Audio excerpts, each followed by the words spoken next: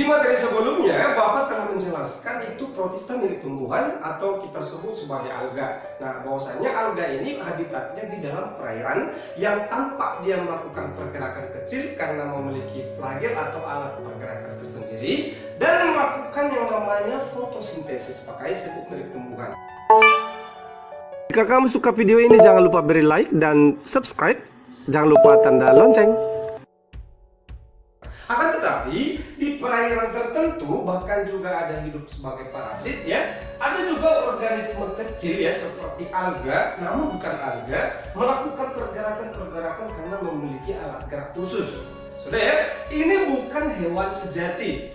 Oke, tetapi boleh kita sebut sebagai protista mirip hewan atau boleh kita sebut sebagai protozoa. Coba lihat video Bapak ini. Waduh. Nah, ini adalah jenis protozoa.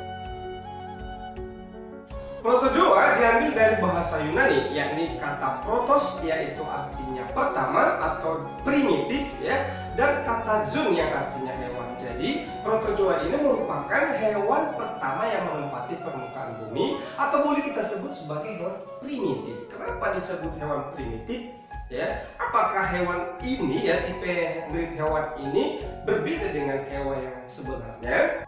Yang menjadi ciri-ciri dari protozoa, pertama, dia adalah organisme uniseluler bersel-sel satu. Akan tetapi dia sudah memiliki yang namanya membran inti atau boleh disebut sebagai organisme eukariotik. Ciri yang ketiga, ya, organisme ini itu bersifat heterotrof, tidak mampu membuat bahan makanan sendiri. Nah, bahwasanya protozoa ini nanti dapat bersifat itu seperti organisme parasit ya. Kemudian ada yang melakukan simbiosis tertentu dengan organisme yang lainnya. Adapun habitat daripada protozoa yaitu ada di perairan, air laut, air tawar, kemudian ada parasit di dalam darah manusia ataupun hewan. Oke. Protozoa ini dia tidak memiliki yang namanya dinding sel. Oke ya. Nah, akan tetapi nanti pelindung tubuhnya itu tertentu ya, seperti pelikel ya, kemudian selaput lendir dan sebagainya.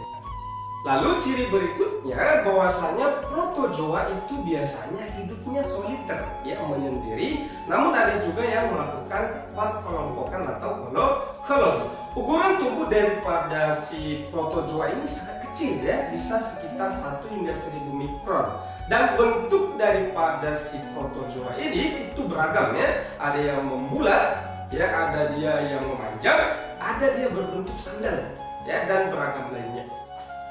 Protozoa yang habitatnya di perairan disebut nanti sebagai zooplankton. Kalau dia alga, karena di perairan nanti disebut sebagai fitoplankton. Oke ya. Protozoa ini memiliki yang namanya alat pencernaan, tetapi belum sempurna ya. Untuk kelas Ciliata nanti itu ada memiliki yang namanya celah mulut atau yang disebut sebagai sitostoma. Bahwasanya protozoa ini melakukan perkembangbiakan atau reproduksi secara seksual, yaitu lewat konjugasi, kemudian aseksual dengan pembelahan bina. Berikutnya, bahwasanya protozoa memiliki yang namanya alat-alat gerak khusus. Memperoleh makanan pada protozoa ada 3 cara. Yang pertama, ada yang disebut sebagai holozoid, yaitu memakan organisme hidup lainnya. Kemudian saprozoid, yaitu memakan organisme yang telah mati. Dan terakhir ada yang namanya saprofitik. Nah, yaitu dengan cara menyerap bahan makanan ya berupa zat organik ya yang berada di sekitar permukaan tubuhnya. Klasifikasi protozoa. Klasifikasi ini berdasarkan alat geraknya, yaitu nanti 4 kelas. Yang pertama kelas Rhizopoda atau Sarcodina. Alat geraknya berupa kaki semu atau kaki palsu, boleh juga yaitu Pseudopodia. Contohnya adalah amoeba spesies. Kedua kelas Flagellata atau Mastigopora. Alat geraknya berupa flagel atau belut cambuk, contohnya Trypanosoma sama Leishmania. Ketiga, kelas Ciliata atau Infusoria. Alat geraknya silia atau bulu getar. Contoh yang cukup dikenal adalah Paramecium species. Berikutnya kelas Porozoa atau Apicomplexa. Protozoa ini tanpa memiliki alat gerak, bahwasanya pergerakannya dengan cara menggelinding. Contoh yang cukup dikenal adalah Plasmodium species. Yang pertama, kelas Rhizopoda atau Sarcodina. Rhizopoda itu diambil dari bahasa Yunani, yaitu kata rhizos yang artinya akar dan podos yang artinya adalah kaki. Sehingga rhizopoda merupakan organisme kecil yang memiliki kaki palsu. Ya, kaki palsunya nanti disebut sebagai pseudopodia kalau dia tunggal. Kalau dia banyak nanti disebut sebagai pseudopodium. Adapun ciri-ciri daripada rhizopoda yaitu yang pertama menggunakan kaki palsu untuk pergerakannya, yaitu pseudopodia. Habitatnya dia ada yang bebas, kemudian ada yang bersifat parasit. Ketiga, dia tubuhnya selalu berubah-ubah ya. Karena kenapa? Sitoplasmanya dia ada dua macam. Ya, bahwasanya sitoplasma yang pertama eksositoplasma, yaitu sitoplasma yang berbatasan dengan membran sel ke arah luar. Oke, kemudian ada disebut endoplasma, berarti sitoplasmanya yang mengarah ke bagian dalam sitoplasma tersebut. Oke ya. Perubahan fase sitoplasma dari sol ke gel itulah nanti akan mempengaruhi pembentukan pseudopodianya atau kaki palsunya. Dalam keadaan kondisi kurang menguntungkan ya, rhizopoda ini membentuk namanya pelindung tubuh yang disebut sebagai kista. Dan sistem pernapasan pada amoeba ini atau rhizopoda ini yaitu melakukan pernapasan secara difusi. Reproduksi daripada rhizopoda itu umumnya adalah aseksual dengan cara membelah diri. Itu pun karena dipengaruhi oleh adanya air kemudian nutrisi di sekitarnya. Mari kita perhatikan itu reproduksi daripada rhizopoda. Contoh yang Bapak ambil di sini adalah amoeba yang tidak memiliki cangkang. Habitatnya ini adalah di perairan ya. Nah, bahwasanya nanti dari satu tubuh amoeba itu nanti bisa menjadi 2 atau 3 dan beberapa jenis bagian itu tergantung dengan kadar air ataupun jumlah makanan yang ada di sekitarnya. Nah, ini coba perhatikan yang sebelah kiri, bahwasanya dari satu tubuh dia menjadi 2 tubuh yang baru. Itu nanti anakannya boleh identik maupun tidak identik. Struktur sel daripada rhizopoda. Bahwasannya rhizopoda itu bersifat uniseluler tapi sudah memiliki namanya membran inti. Nah, bahwasannya pada strukturnya ini terdapat ada membran sel ya. Kemudian ada yang namanya itu sitoplasma. Ingat ada sitoplasma ada 2 bagian, yaitu ektoplasma terluar, endoplasma bagian dalam.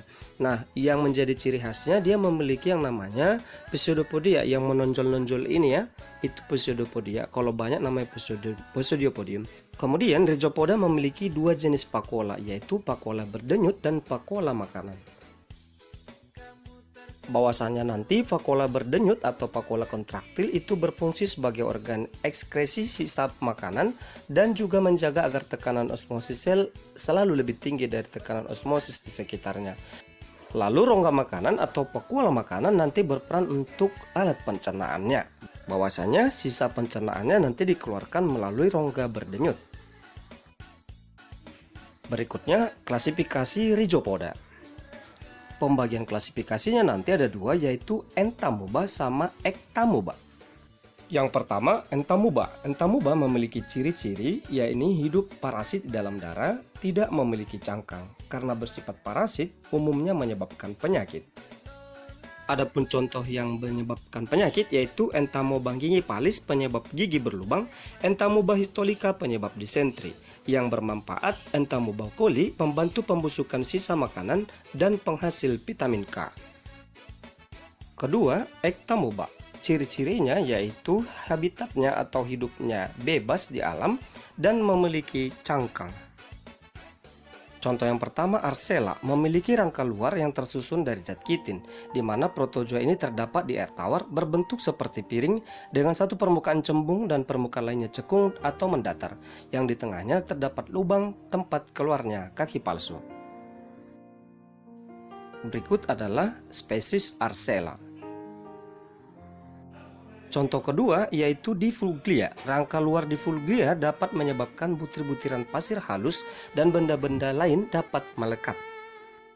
Contoh ketiga foraminifera yang memiliki rangka luar terdiri dari silika atau zat kapur kaya akan kalsium karbonat. Bahwasanya semua foraminifera ini hidup di laut. Genus yang paling dikenal yaitu adalah Geobigrina karena lapisan foraminifera dapat digunakan sebagai petunjuk dalam pencarian sumber minyak bumi. Contoh keempat, Radiolaria species merupakan organisme laut bertubuh bulat seperti bola dan memiliki banyak duri yang terbuat dari zat kitin dan stosium sulfat. Radiolaria yang mati akan mengendap yang disebut sebagai lumpur radiolaria yang digunakan sebagai bahan alat penggosok serta bahan peledak. Contohnya adalah Acontemotra dan Colossoptera.